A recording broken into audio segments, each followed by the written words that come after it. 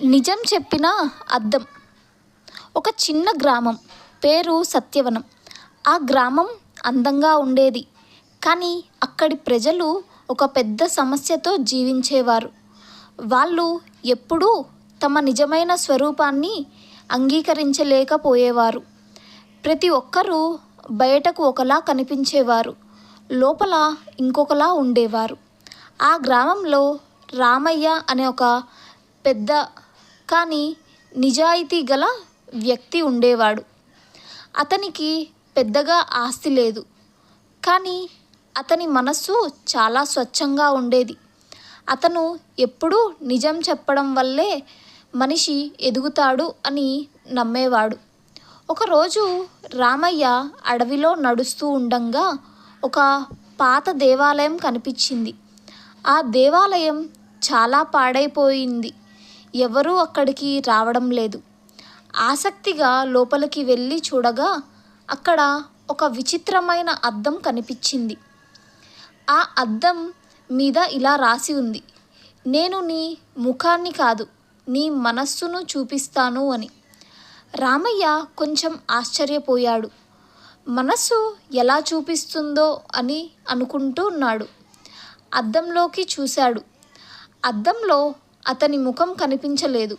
దానికి బదులుగా అతని మంచితనం, దయ, నిజాయితీ ఒక వెలుగులా కనిపించింది.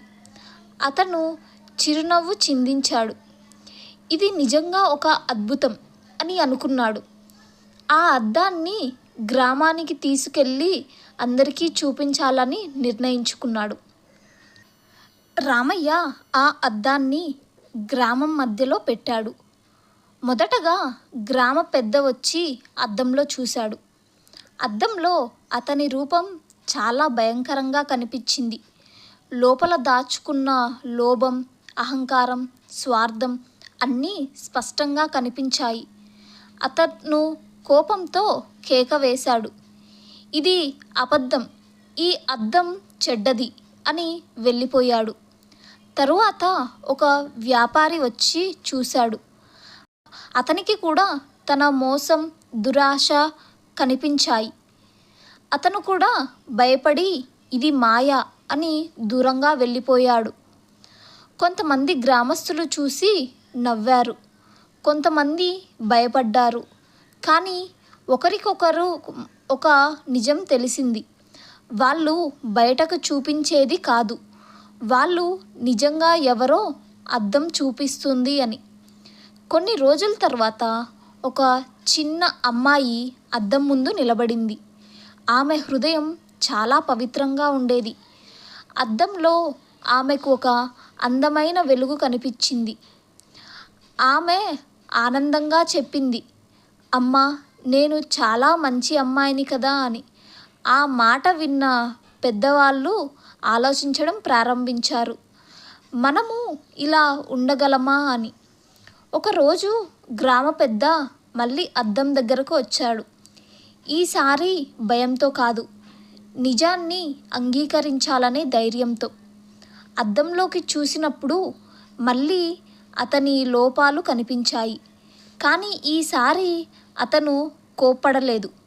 ఇది నిజమే అని ఒప్పుకున్నాడు. ఆ రోజు నుంచి అతను తన ప్రవర్తన మార్చడం ప్రారంభించాడు. గ్రామం మారింది. కొద్ది రోజుల్లోనే గ్రామం మొత్తం మారడం ప్రారంభమైంది. వ్యాపారి మోసం చేయడం మానేశాడు.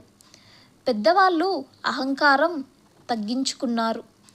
ప్రజలు ఒకరినొకరు గౌరవించుకోవడం ప్రారంభించారు. అద్దం వాళ్లకు ఒక గొప్ప పాఠం నేర్పించింది: నిజాన్ని చూసే ధైర్యం ఉంటేనే మార్పు వస్తుంది.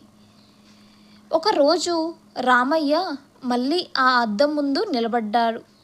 కానీ ఈసారి అద్దంలో ఏమీ కనిపించలేదు. అతను ఆశ్చర్యపోయాడు. అప్పుడు అద్దం మీద ఉన్న అక్షరాలు మెల్లగా మారాయి: "ఇప్పుడు నాకు అవసరం లేదు, మీరు నిజాన్ని తెలుసుకున్నారు" అని.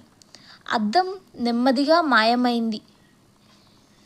మనిషి జీవితంలో నిజమైన అద్దం బయట ఉండదు, మన హృదయంలోనే ఉంటుంది.